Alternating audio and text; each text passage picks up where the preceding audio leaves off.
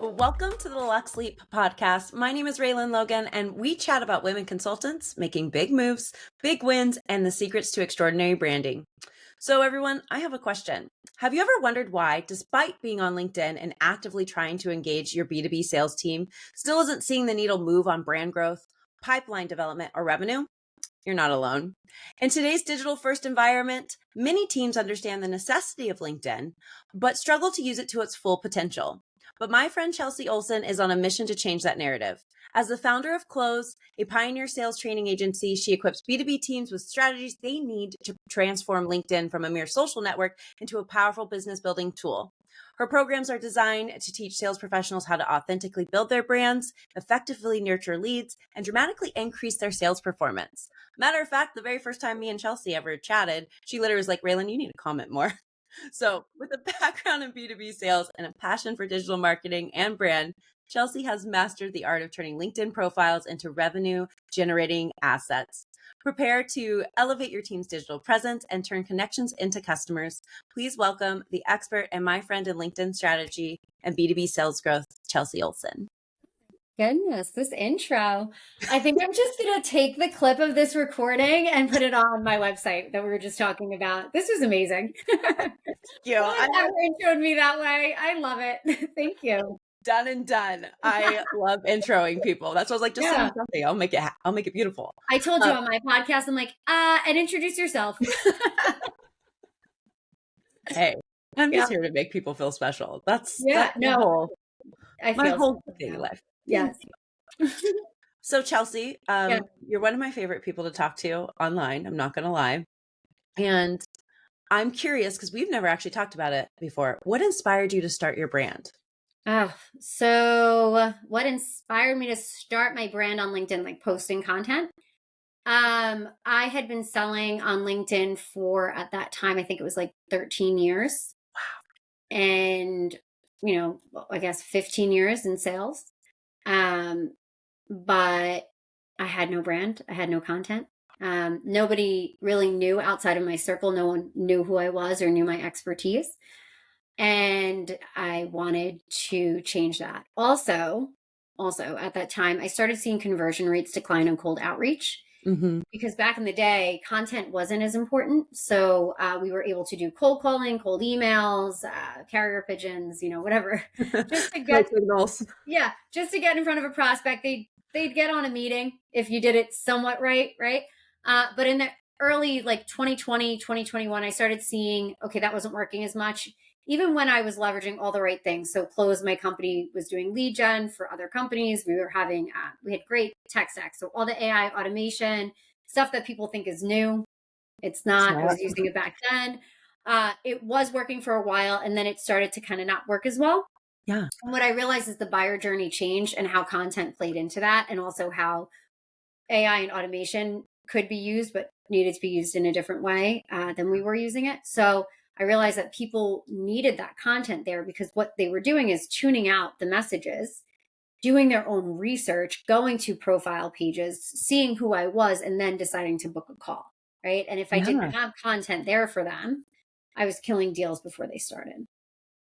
That's actually, there's so many things that I love that you said there. One, the fact that AI has existed for a long time and everyone acts like it just popped up 2 years ago. So not true. Yeah. Otherwise, we wouldn't have had the movie iRobot, everyone. Just throwing that out there. And then on top of that, understanding that it starts to become about you as a person and what it is that you're doing. Do you know your stuff? Because people are savvy now. Yeah. The generation of Facebook stalking has officially become real adults. And so we want to know who you are. And I think that it was just so bright of you to see that. And honestly, I think women do it best. You probably were one of the very first people to recognize hey, I have to start telling my story here because people want to know people, and just having a business name anymore just wasn't going to work, especially around 2020 when you couldn't really go see people for coffee anymore or drinks. Yeah.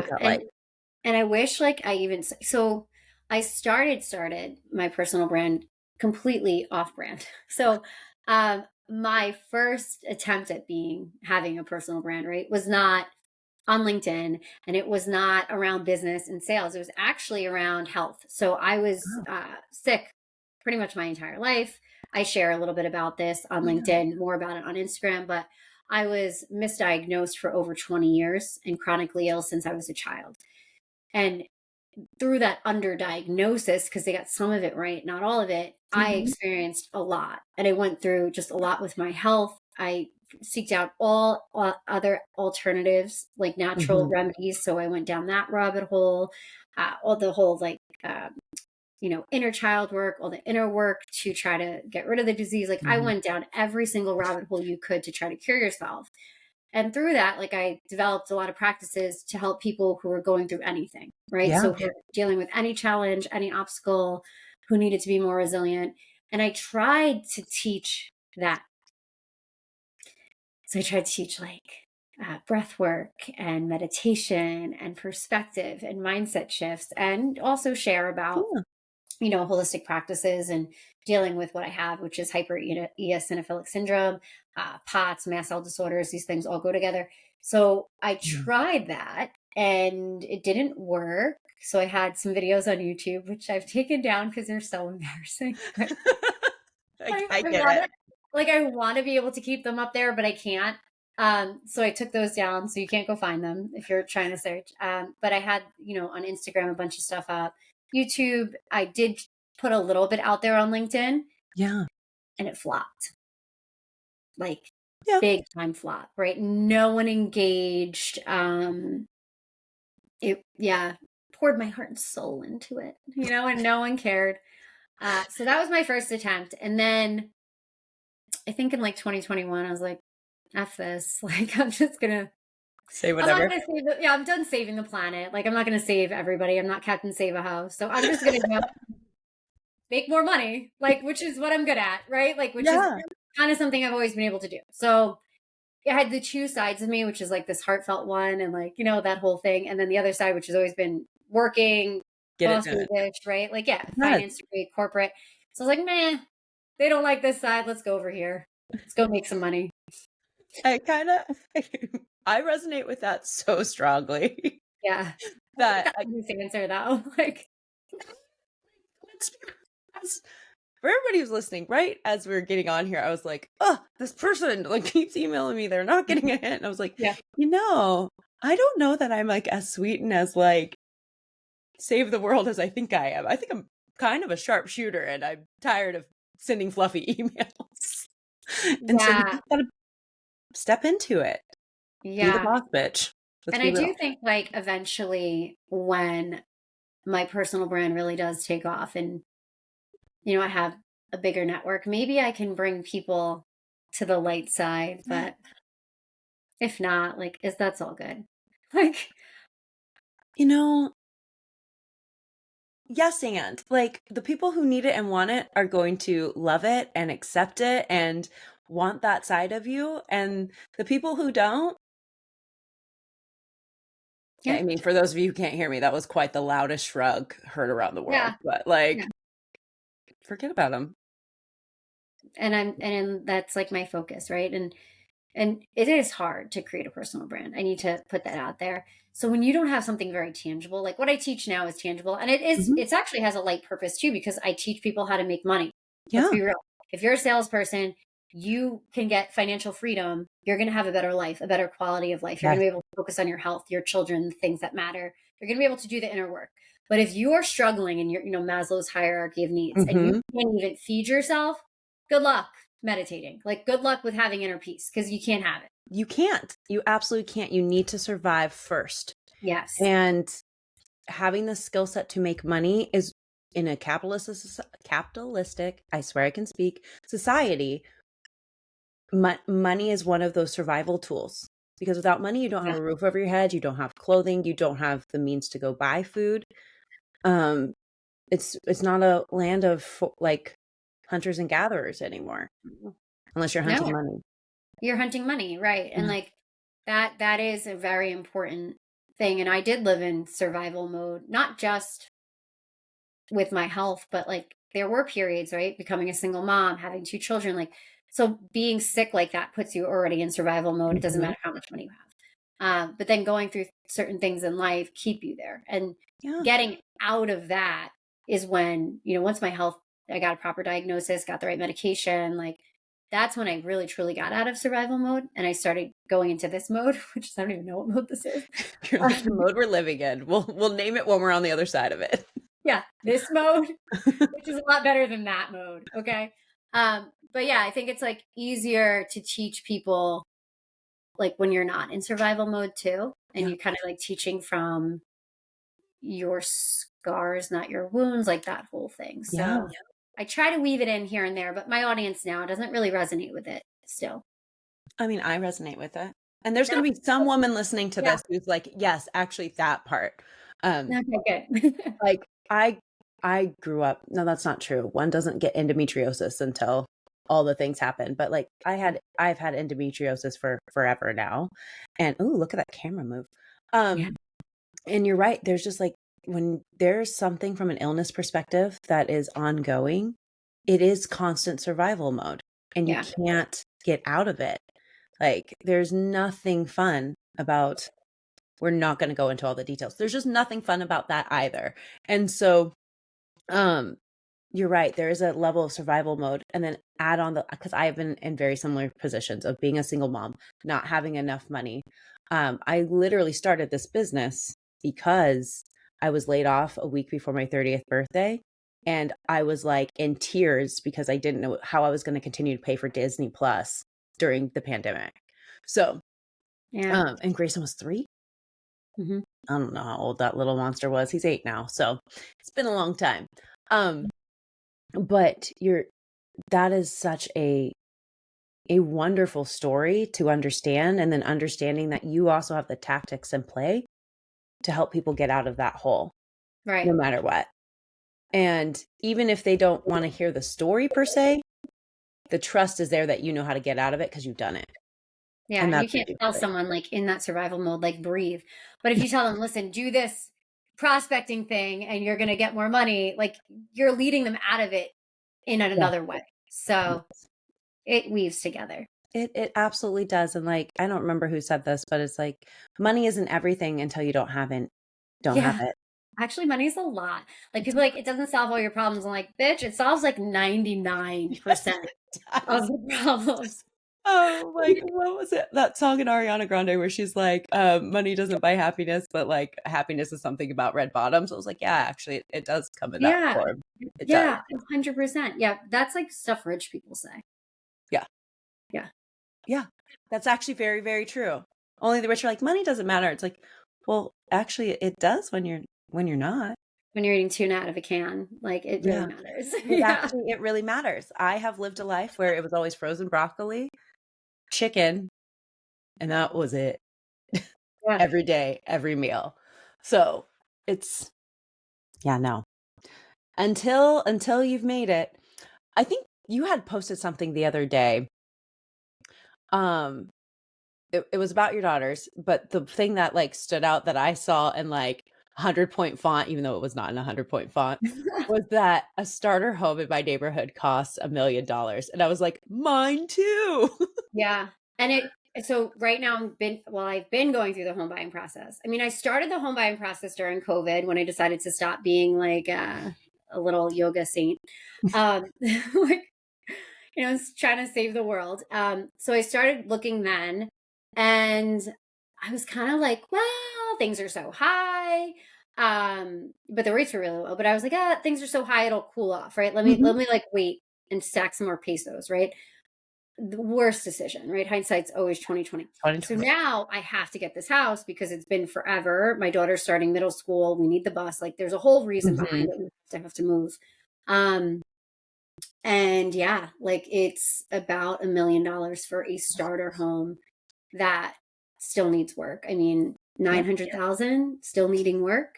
A It's home from the 1950s. Come on. it's literally there was a home in our neighborhood. So funny. This has nothing to do with business, but it does, everybody, because you need But money to buy a home. And abnormally was like 700 something in our neighborhood. And the average home in our neighborhood is 1.4. There's one house right now on the market for 9 million. Don't ask. So in this space, we're like, okay, what's wrong with it? That was the first question we asked. Yeah. And you needed to pay, they said 70K. I'm sure it would come out to be way more than that to fix the foundation and the stilts because it's built in the hills. And I was like, no. I no. almost bought a house like that. I found a house, it was like 775, and I was like, ooh. Ooh. And it was like shit, right? Like, I mean, visually shit. And I'm like, I'll fix it, right? So I bring my contractor there, and he's like, Charles, come in the backyard. I'm like, okay, go in the backyard. House is like this. Didn't even notice. Didn't notice. I was like, oh, it's aesthetics. I'll change it. No, it was sloping. The house is trying to fall down the hill. He's like, did you not notice that this was slanted? I'm like, well, no, like when I was walking in the house, there was a tilt, and the realtor, I asked about the hallway, and she said, oh, it's just something in the basement. And he's like, no, and I have a real estate background. Like, yeah, I worked in commercial real estate. I worked in residential, like, but I still, I'm a single, I'm just a woman. Like, leave me alone. I barely deal with my car, right? Like, so thank God I had the contractor, but it is true. Like, if you get a house under 800, there is something seriously wrong. There's something seriously wrong with it. Yeah. And it's like mind blowing. I'm just like, I just want a house.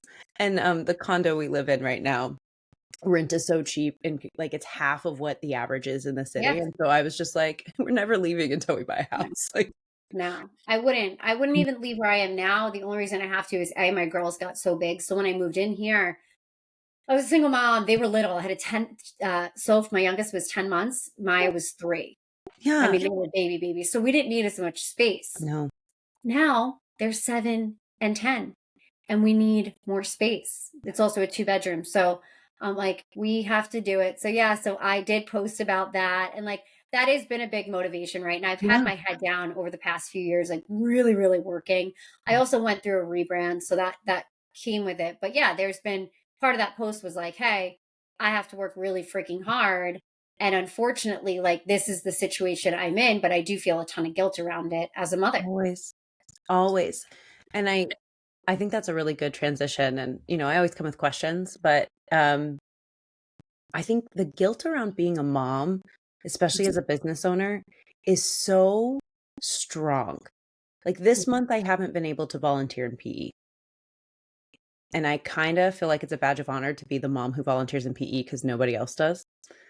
But I have not been able to go because I've had to be on calls or like doing things like that. And the guilt that comes with it of like, why aren't you at PE today? Why aren't you at PE today? And you're like, man, if I only had the freedom and the time, but like without this, there's no lacrosse, there's no football, there's no fill in the blank. Like, when does the guilt cycle end? Like, there's no food. Yeah. There's no roof. Yeah, I don't have the answer because I feel so guilty. I mean, there's like this version of me that I sometimes wish I wish I was just like a housewife. Like, I really do. Like, I wish I would have picked a better man to lead. And, I have friends that are housewives. I live in an obviously successful area. A lot of these moms are housewives. And I'm just like, that looks so fun. Looks so comfortable some days.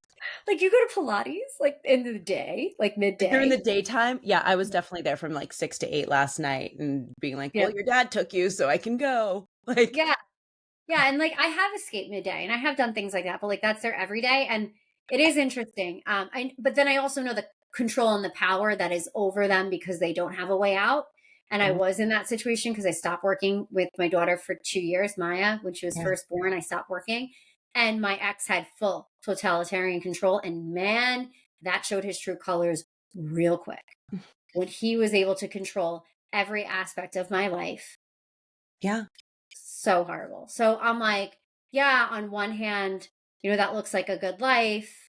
But on this other hand, I have more freedom, right? And I'm able to show the girls the type of woman they should be, right? Like, and I have a home of peace and I don't have to deal with a man who's being abusive. So like, It's like I feel guilty, but then I'm like, the alternative in this reality is not better. It's not better. And I can 100% resonate with that because I see it every day. I live it every day. I'm like, I could, but I know it's on the other side. And actually, my boyfriend now is incredible, but before, no, not so much. And also Grayson's dad.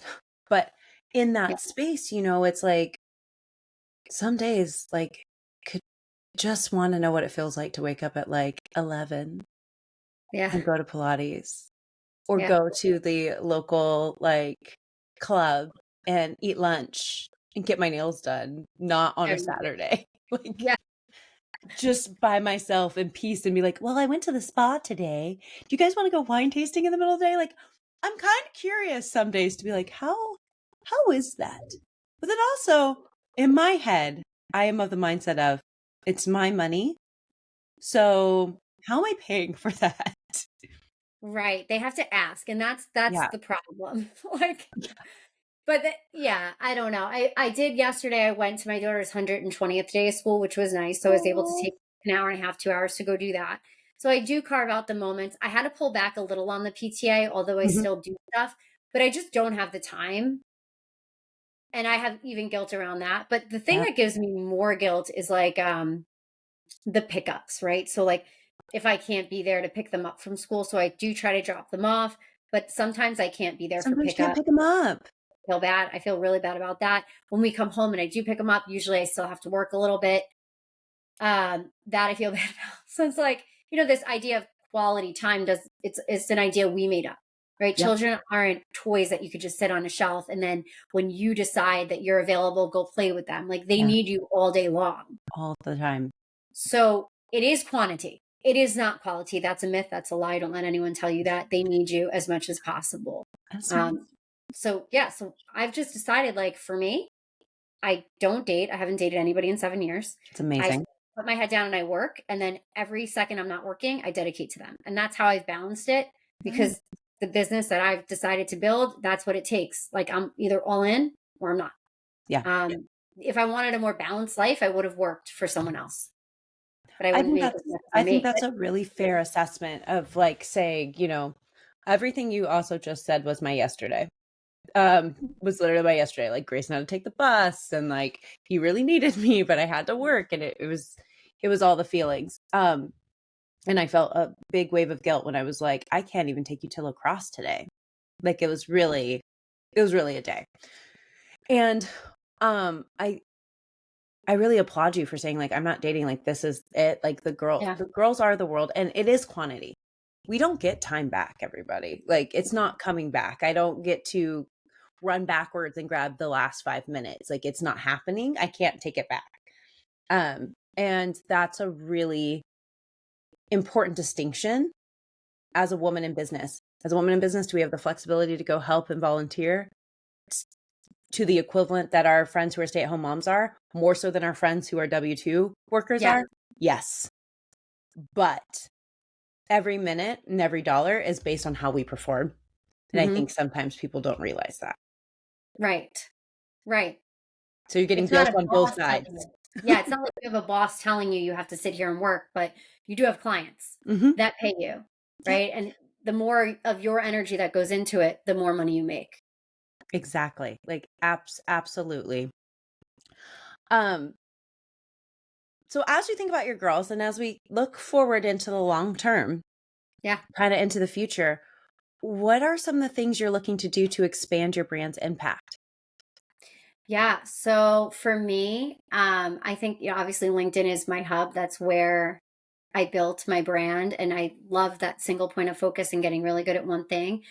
But I need to expand out. So I Yeah. definitely need to get on Instagram. I'd like to potentially do some X, Twitter X, whatever you want to call it. I don't Whatever it think is today. Facebook for me isn't, but I think Instagram, I have the YouTube going.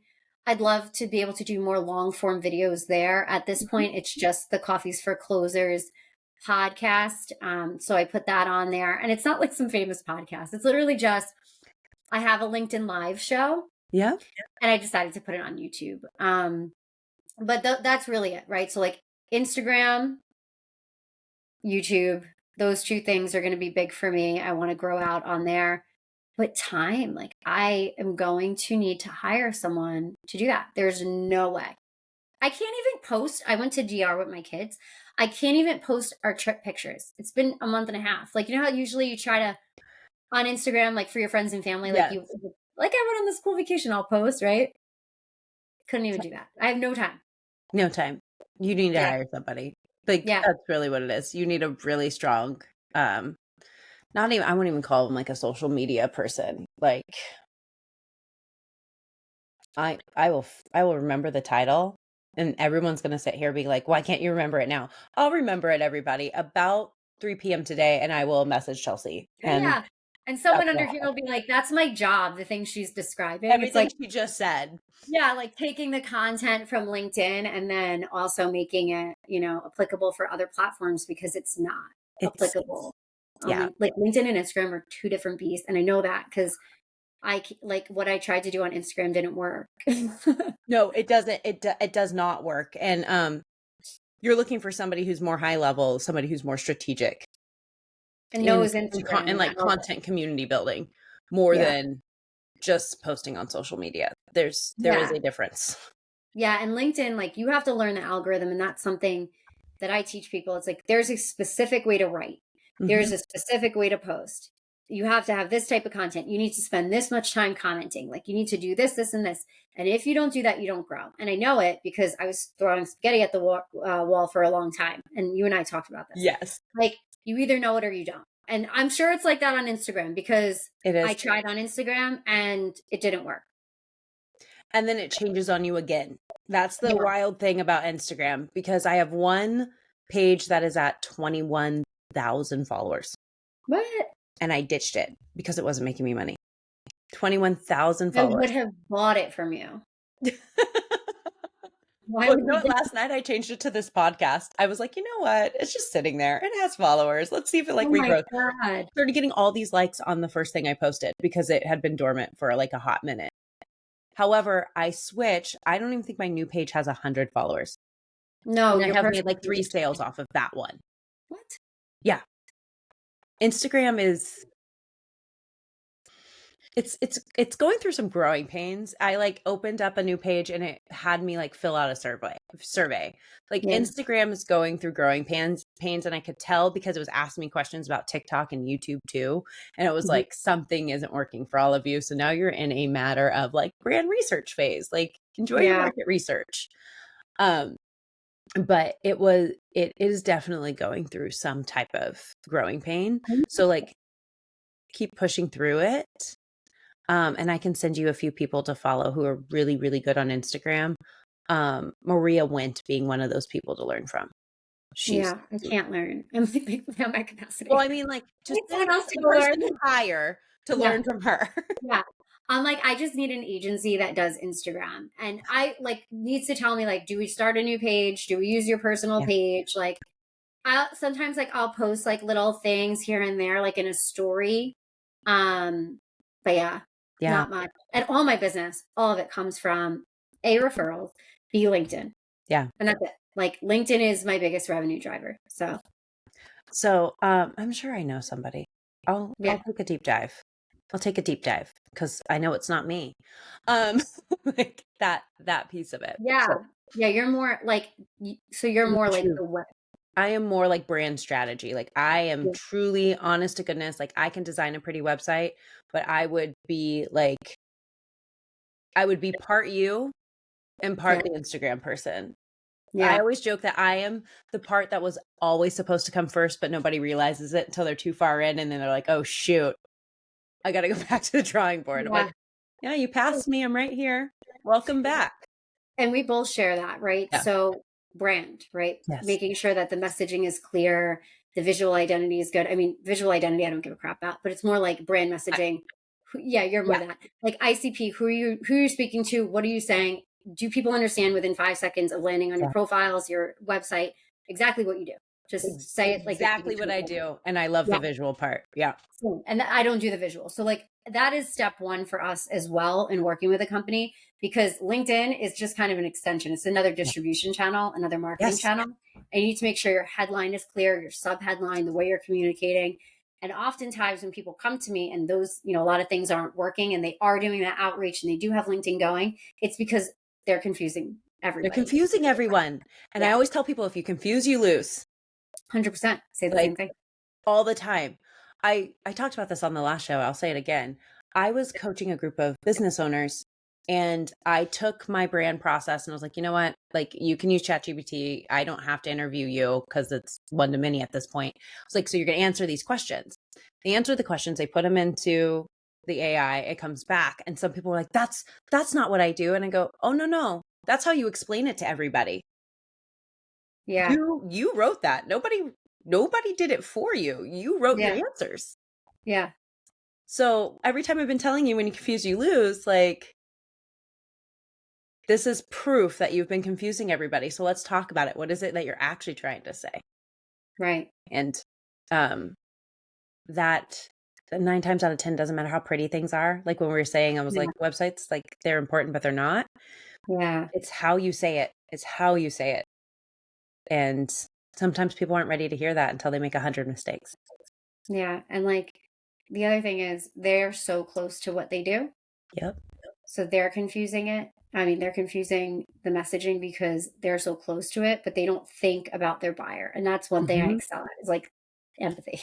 Let's think about the buyer journey, right? When they come here and they're overwhelmed and they've seen 4,000 to 10,000 messages a day, their brains are completely overwhelmed. Their nervous system is going, they're shot, fight or flight. They're ready to get out of there, right? Because confusion kills deals.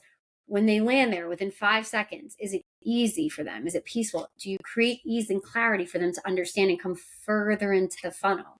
Because sometimes that headline will be such a mess and they'll say, well, we explain it on the bottom. If you scroll down 75%. Yeah. If you go all the way down here, it's like, no, you have 5 seconds, 6 words. What do you do? And every software company out there is like, well, we have a unicorn that sprays magical fairy dust that converts to cash for you. It's like, that's actually not what you do. Like, not what you do at all. Everybody is very clear. Yeah. So I have this thing. It's called the grandma test. And we sit down and we say, okay, explain it to me like a grandma. What do you do? Oh my gosh. That usually helps them start to get into that mentality of, if I was explaining this to a grandma, I used to say a 10-year-old, but people couldn't resonate. Savvy. Yeah, my 10-year-old's pretty smart. Yeah. So like, talk to the lady who is still writing letters to people. Right. That like kind of, it's hard if you're in a niche industry, like maybe, there's an acronym you have to use. Typically not though. You want to try to dumb it down as much as possible. And with LinkedIn, it's even more important. Yeah. Because that headline, that's what people see when you're commenting on posts in the news feed, the first 6 to 8 words.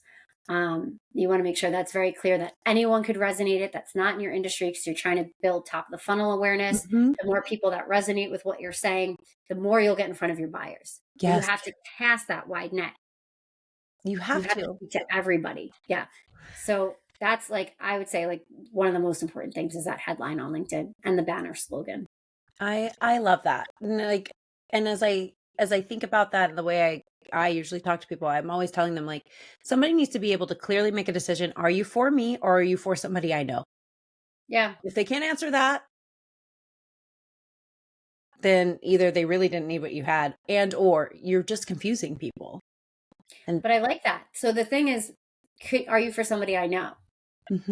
That's the other thing people forget about. Well, they're not in my ICP. They're not going to buy from me. Okay. But maybe somebody in their other department will, or maybe their friend will, right? So you need to be able to explain what you do, but the person you explained it to needs to be able to easily explain it to the next another person. Yes. That's the trick. If that can happen, you're making money. That's money. That's money right there. I think Selena Sue, I hope I said her last name right. She's actually about to launch a book called like The $1 Million Relationships, like Rich Relationships, I think it's titled. It will be out by the time this podcast comes out. But I don't even know her. Who is she? Oh, she is a PR, like she was an introvert and she's really good at PR. And so what she did was she's behind a lot of like really big, like I'd call like business influencer type people, like Laura Belgray. She's friends with my coach Pia, uh, Jennifer Kim. Like there's just a lot of people, and I probably just threw out like a ton of names that I still don't know. yeah. Like there's like a Like, Susan are they Moore. LinkedIn famous? Like I know like Lara Costa, Luke Matthews. Like I'm like so deep I in don't know if LinkedIn. any of them are super LinkedIn That's famous. what I'm saying. I'm like, I only know Yeah. LinkedIn. It's so bad. Like I've just been in this bubble for so long. But that's a fair bubble to be in. That's the bubble that pays you. So, Yeah. and honestly, I feel like a lot of them live in New York, but you do too. Yeah. Yeah. A good chunk of them, it's like they were friends before they ever blew up kind of deal. But Nice. it's about how she created this like circle of friends. And now they all make money. Ooh, I want that friend group. I know. I know.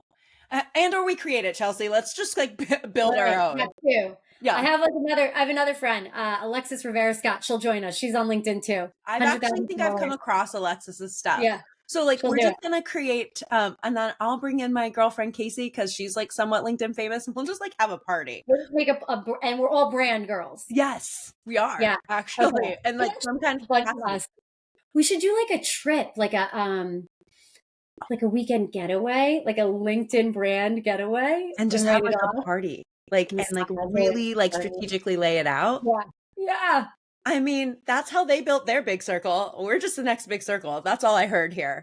And I'm down. Like we could go somewhere out of New York, like Miami. Sounds good. I mean, yeah. For me, I'm happy to leave Oregon at any time. Yeah, I'm sure. Somewhere warm. Somewhere warm. Yeah. Somewhere that's not raining outside. I'm sure. You actually have a glow. I mean, I'm like really glowing. I think it's my Botox. Do you see it? I like love it. I forgot to put on my overnight mask last night. It's probably the light. I just filmed my own podcast and I'm like, I don't know. It's the I Botox. have a humongous ring light. Like yeah, but you look tan and glowy for someone in Oregon. Thank you. It's because I went to LA last week. Oh, that's why. That's fun. Because before that, I was like, this thing called color, I'm missing it. Yeah. So it was a good time. But I totally agree. We should just just make it a thing because each one of us has something that we're really, really good at within brand because brand is such a beast. Yeah. And it's wild. Now everyone's gonna be waiting on the edge of their seat. They're like, did they do it? Did they do it? We're gonna do it. There's a guy trip. There's a LinkedIn boys trip. Who was in it? I can't share. Wait, so there was a guy. So there's these dudes. He's actually he's also a brand guy. There's a lot of brand people out there. They need us. But they had a guys retreat and it was all LinkedIn guys. Big influencers, small, medium, didn't matter. Just people like in the LinkedIn game. And they all got together and they did like boy stuff somewhere. Oh my gosh. They took a retreat. I am always talking about how I want to put together all of the people who've been on this podcast so far because all of you are so incredible and just do I was like, let's go to Maui. Let's just spend time with really successful women. Yeah. Being incredible. Like we don't need presentations. We need each other, a boogie board and a mojito. Like that's all I need. Oh yeah. I'm like super in for all that. So done. And a spa for the days we just need to chill out. Yeah, I bring because like when I go on vacation, I bring my kids and I love them, but I can't go to the spa because I can't leave them. I'm not going to leave them with some random person. So I always walk past the spa on vacation, but I never actually go in it. And you just look at it fondly. Yeah. I'm like, that's so nice. Like it just looks so lovely. Yeah. What's in there? They have like at the last one we were at, they had like a kids massage, which my older one was like agreeing to do. It's like $195 for my 10-year-old to do a massage. And then my little one was like, yeah, I don't want to do it. And I'm like, all right, well, I probably shouldn't spend $700 in 1 hour on massages anyway. I mean, next year. And like, it could be selfish at one time. I don't think I'd have guilt if I spent $700 on myself. Like, the massage is going to be okay. Yeah. It's going to be that thing. You know how we were saying, when you're rich, these things don't matter. So we're going to hit that point. And then for now. Just for me. Yeah. And it's going to be amazing. I'm in. Okay. If someone's watching this, like who's good at organization and like event planning. I have a few people who are really good at organization who came before you and I, so we'll call Pamela. Okay. I feel like she's the one who's gonna make this happen. Really? Oh yeah. No, I'm super in. I'm going to there's another guy. We're gonna go talk next week about doing like a New York, New Jersey beach kind of trip Yeah. for people on LinkedIn. So we just do a weekend, go surfing. So I surf. So I was like, I always wanted to do like a business surf networking event, Dang. right? So we're gonna go do that. But it's gonna be here in the summer up here. And Oh my he's gosh. pushing for New Jersey. And I'm like, ugh. I'll be in New York end of May. Fun. You come on my podcast in the end of May. Done. In person. Okay. Done and done. I'm gonna put you in the calendar and I have to tell you. That sounds like a blast. This has been like one of the funnest podcast episodes. Everyone's gonna be like, you were so structured. I'd be like, no, me and Chelsea don't understand that word. You know, I said that. I'm like, I'm so sick of talking business. Yeah, we talked business, but we talked about a lot more cool things. Like I always talk business. Like I'm even in my own podcast, I'm like, I need to bring on like an energy healer. Like you a good Reiki person. Like I said, like I did say, I'm like, I've left that path behind. I'll pull it in later, but just like a little bit of the energy work. Just a little bit. You pull it in when you need it. You know, it's like open the door, take it out of the closet. Oh my gosh. I should do like a LinkedIn Live with like a live Reiki session for everyone listening in, a remote live large group Reiki healing. That would be nice. Really just fuck them up. People be like, who is this person? I thought she was teaching me about my brand and making money. We're unlocking what's wrong with you. There you go. Do the inner work. Yeah. Do the inner work, unlock what's wrong with you. Like, let's be very, very honest with ourselves here, people. Yeah, very true. Oh my goodness. I have 2 questions left for you. The ones that I ask every single person. All right. And the first one I need to know is, what does a luxurious day look like for you? Ooh, we're going to do it together. So a nice morning surf sesh, I think in Barbados would be good. I love Freed's Bay. It's my favorite place to surf. So do that. And then a little like early lunch and then midday massage would be nice. And maybe a facial, go back out for a sunrise surf and then a little dinner and an early bedtime. That sounds so lovely. There was I always say, I just want to go to the spa, go back to my hotel room, open up the windows, listen to the ocean and read a book. Ooh, that would be amazing. Yeah. I'm like, I want no responsibility. I don't even want to know where my cell phone is. Like, hide it. Hide it. Yeah. And maybe I'll make my way to a pool and eat shaved ice because I want real shave ice, like the kind you really get on island, you know, with like condensed milk, the whole 9 yards, and some kind of awesome flavor like passion fruit. And then take myself to the pool and just sit there with a swim up bar and a mojito and make my way back to my room and with more down and read a book. Are you going to be able to read after all the mojitos? Oh yeah. I'm a wild reader. I read 140 something books last year and I think I've done like 20 so far this year. I read. Like I get to my podcast here. Can't say it's like really intelligent things to read, but I feel like when you can use your imagination, that's actually probably one of the best things I could do as a brand strategist is read fiction. Yeah, so of course. Differently. Yeah, I agree with that. I need to do more of that. I need more like play and fun. I'm your girl. Yeah, actually, and even if it's in a book, I'm down. That's what it is. It's like in a book. I don't really like TV, and so it helps my ADHD. Flipping through pages is actually what it is. Good. Keeps me calm. All right, last one, best one.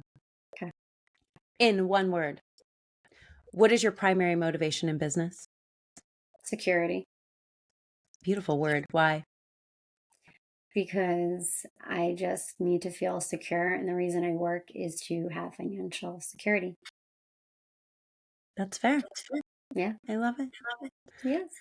Chelsea, you've been so awesome. I love that we just got to just sit down and have this time together. You were incredible.